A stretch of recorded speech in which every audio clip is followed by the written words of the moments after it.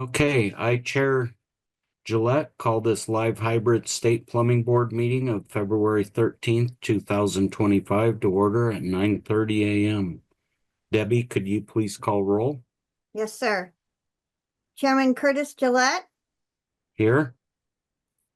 Vice Chair Tyrone Bergen, Here. Corey Frazier, Here. Molly Keller, Here. Jolie Bold, Here. Steven Matiaco,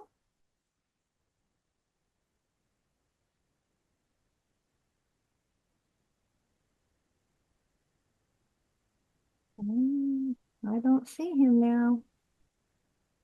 Okay, we'll come back to Steven and Christopher Wynn. Here. Mr. Chair, we do have a quorum. When I Great. see him connect, Mr. Chair, I'll let you know. Great. Thank you, Debbie. Okay, does any of our board members have any changes to the meeting agenda or the order of business? Hearing none, I, Chair Gillette, rule the agenda approved as published. Does any members have any changes to the draft minutes? Hearing none, I, Chair Gillette, rule the draft minutes of December 19th, 2024 final. The date of the next scheduled meeting will be April 17th, 2025. Okay, moving on to public comment. Policy Analyst Pierre Sabagh, is there any public comments today? Good morning, Chair, members of the board. For the record, my name is Pierre Sabagh, Policy Analyst for the division. As of this morning, we have not received any public comment requests. I'll hold the line open for a minute in case anyone is connected via Zoom today to provide any public comment. Yeah, that'll be great. Thanks, Pierre. Okay, moving on to reports and updates. Plumbing Program Chief Andy Skinner. Andy, do you have any reports and updates? Thank you, Chair Gillette. For the record, my name is Andy Skinner. I am the Plumbing Program Chief for the State of Oregon Building Codes Division. I do have a couple of items for the board today. First, I just want to let the board know we continue to do our outreach to our industry stakeholders. I had the opportunity last month to share with our ASPE group, which is our American Society of Plumbing Engineers. It was a good turnout downtown Portland. There was about 50 attendees, and we shared some of the updates with that group. And we continue to share with the apprenticeship programs and IAPMO Cascade chapters and our PHCC partners as well. The other thing I have for the board today is just to update you on a process change within the division, and I'll give you a little background first of what that is. So we have pathways for licensure or certification for our plumbing inspectors. We have several certifications. Some of you may have heard we have a CAP, which is a residential, and we have our PI, and we have our medical gas, and we have our SPI, which is our light commercial. So in order to qualify for these certifications, for example, a journeyman plumber with 4 years of experience can qualify to sit for their A-level plumbing inspector certification. If somebody comes in with less years, like a journeyman plumber with 2 years, we have a pathway called a practicum pathway. And that practicum pathway has changed. And I just kind of wanted to let the board know, industry know. It used to be a practicum test to get that qualification. Now it's a several step process.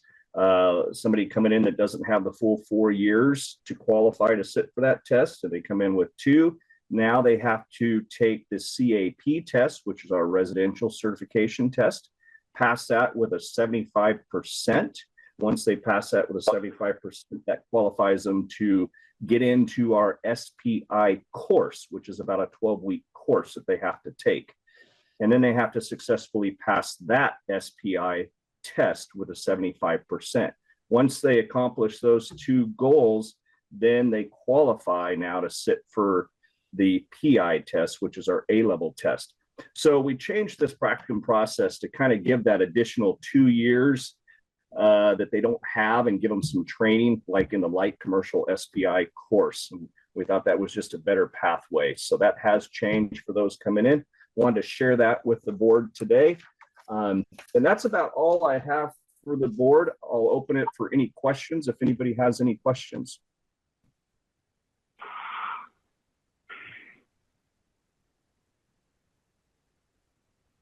Okay, hearing none, thank you. Thanks, Sandy. Okay, we're going to move to reports and updates from Emily on our enforcement services. Emily? Yes, good morning, Chair Gillette, members of the board. For the record, Emily Roque, contested case representative for the division. Before the board, we have a summary of one consent order recently negotiated by the division on the board's behalf for settlement prior to hearing. The settlement, including the amount owed and suspended civil penalties, falls within the guidelines of the penalty matrix and contains standard conditions. Board action is required on this case. A summary of this order is also included in a chart in your packet, and we have provided a copy of the order in your packet as well. The consent order is regarding case C 2024-0069 for Ralph McHenry. The incident occurred in Grants Pass in August of 2023 and involved the replacement of a kitchen faucet extendable hose. The violation determined in this matter was failing to hold a journeyman plumber license. The initial penalty assessed in the notice was $2,000. The amount imposed in the consent order is $250 with $1,750 suspended. Board approval or denial of this consent order is required, and I'm also available for any questions if there are at this time. Okay, thanks, Emily. I make a motion to adopt the one case proposed for resolution as outlined in the enforcement board report and issue a final order. Do I hear a second? Second. Thank you. All those approved, say aye. Mr. Chair, Oh, sorry, Debbie, that's your part. thank you. I'll go ahead and take roll. And I do not see Steven Matiaco connected, and I did send him a message, Mr. Chair, so we'll wait on him. Christopher Wynn, Aye. Jolie Bold, Aye. Molly Keller, Aye. Vice Chair Tyrone Bergen, Aye. Chair Curtis Gillette. Aye. Mr. Chairman, we do have, or excuse me, the motion carried unanimously. Great, thank you. Okay, I'm looking at this. Emily, do you have one more item for us? Yes, we have one default order to go over. Great. So the default order that you have before you is regarding case C 2024-0096, Quality Home Repair and Construction, LLC. The incident occurred in January of 2024 and involved the online advertisement of repairing leaks and installing fixtures. The violation determined in this case was failing to hold a plumbing contractor license, and the penalty assessed was $3,000. No action by the board is required for this default order, but I'm available, of course, if there are any questions. Okay, does anybody have anything for Emily on this?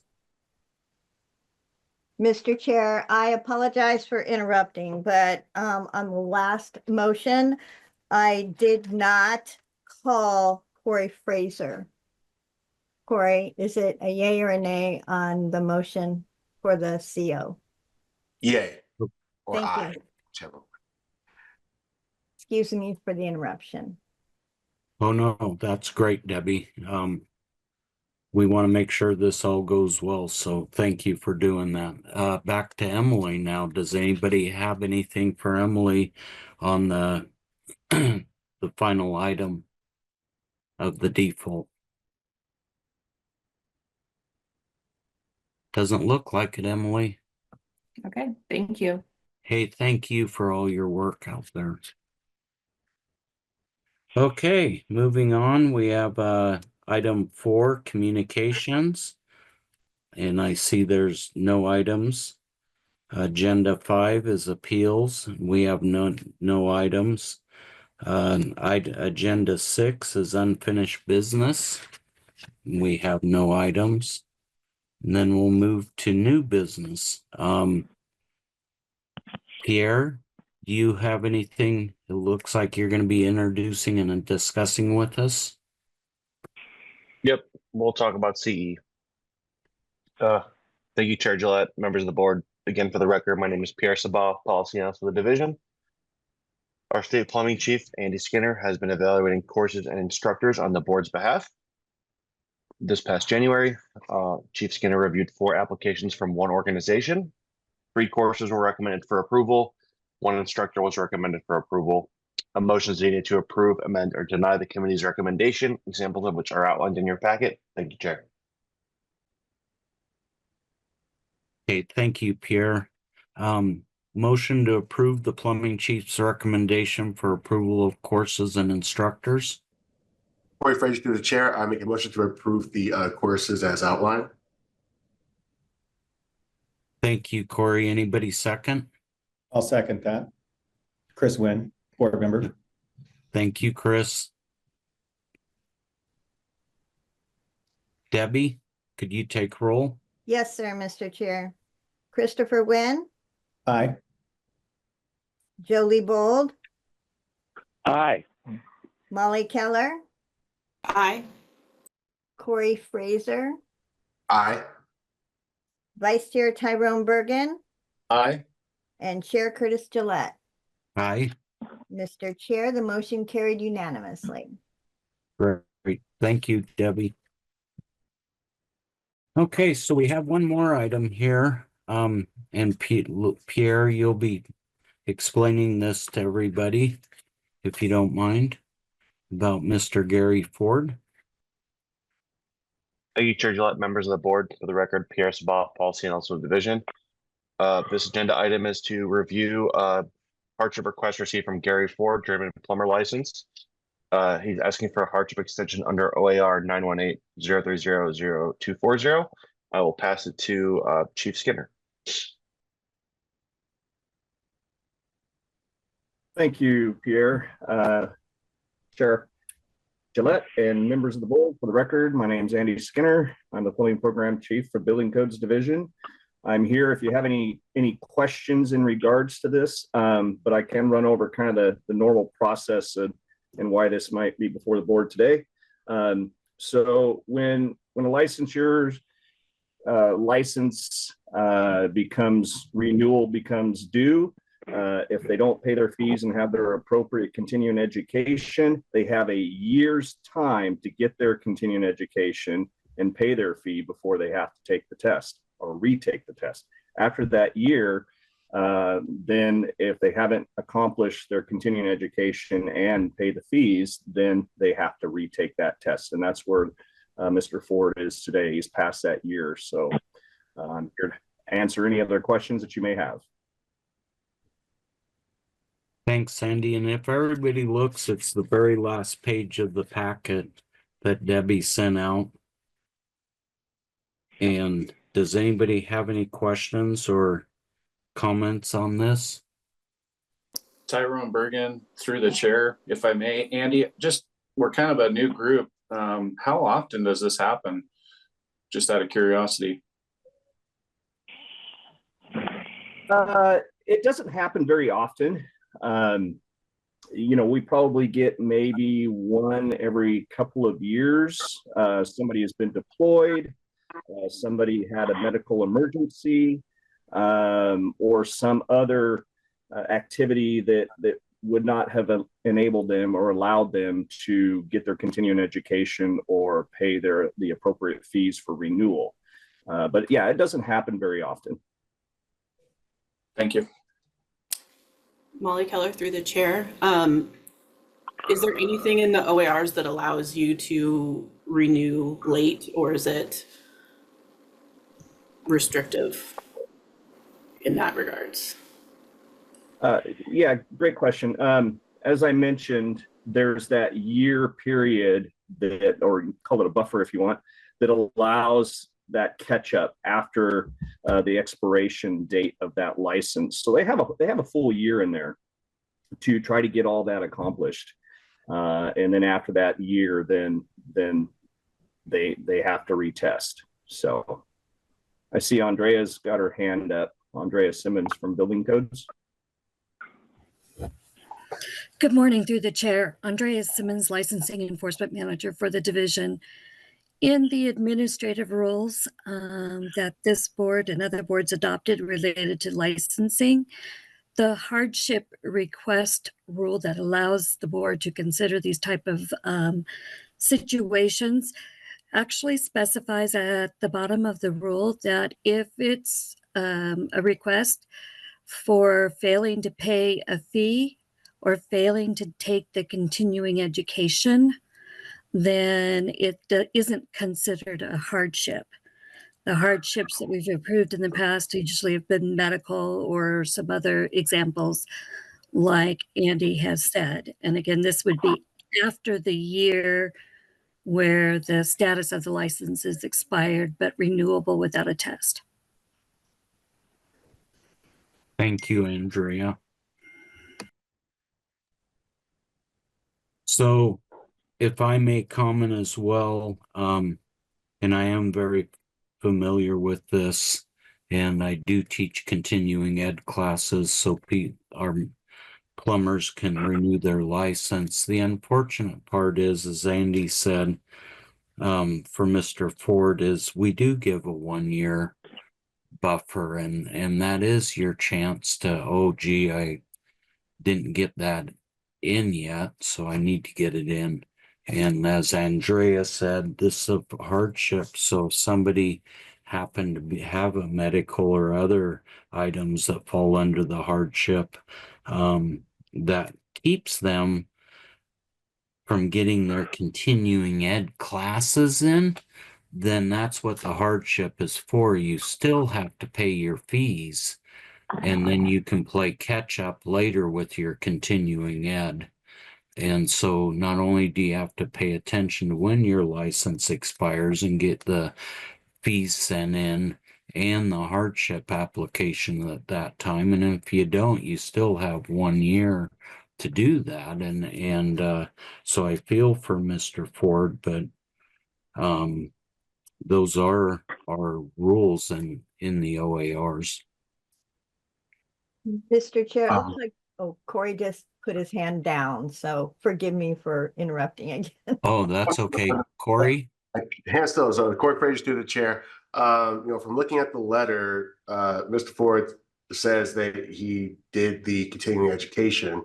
Did he provide proof of that over the 2 years that he missed the fees for the license? Did he provide proof of having done the continuing education? And maybe it's a sign of good faith that he really did what he was supposed to do, but somehow the payment just didn't make its way to Oregon. Good morning, Chair Gillette, members of the board. For the record, my name is Roney. I'm the licensing manager for the division. Mr. Ford did complete his continuing education on April 7th of 2023. That was 6 days after his license fully expired on April 1st of 2023. So he completed his continuing education. He just did not make the renewal payment. Yeah, and so we can, there's probably a lot of speculating of why the continuing ed got done and the payment didn't, but and it's unfortunate, but when we have rules, we need to follow the rules, because and Mr. Ford, if you're listening, or I feel for you, but I can't recommend we make any exceptions, because all the people that have had to go back didn't get their money in and had to go back and take their test. That would be, and they followed the rules, and that's just, we got to keep a level playing surface here.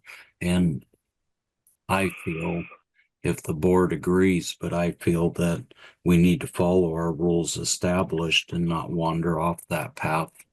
Cause then it's the old, if you make exception for one, you've got to be prepared to make exceptions for everybody, is what I've been taught. Tyrone, I see your hands up. I'd love Yeah. to hear from you on this. No, I appreciate it, Chair. I totally agree with what you're saying.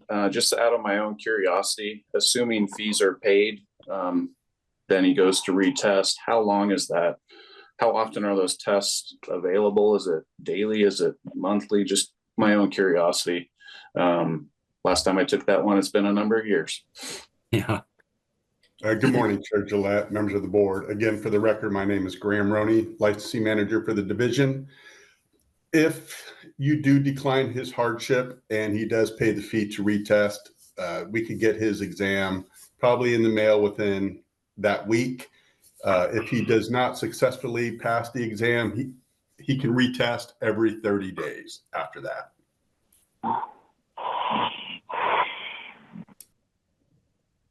So he's back plumbing with the license if he does everything right.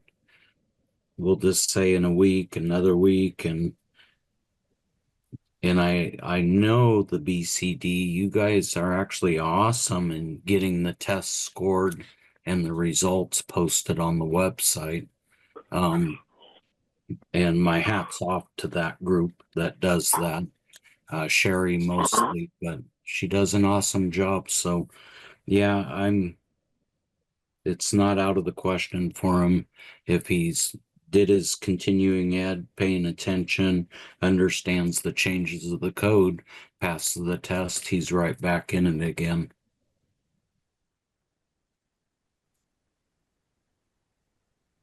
Anybody else have any comments?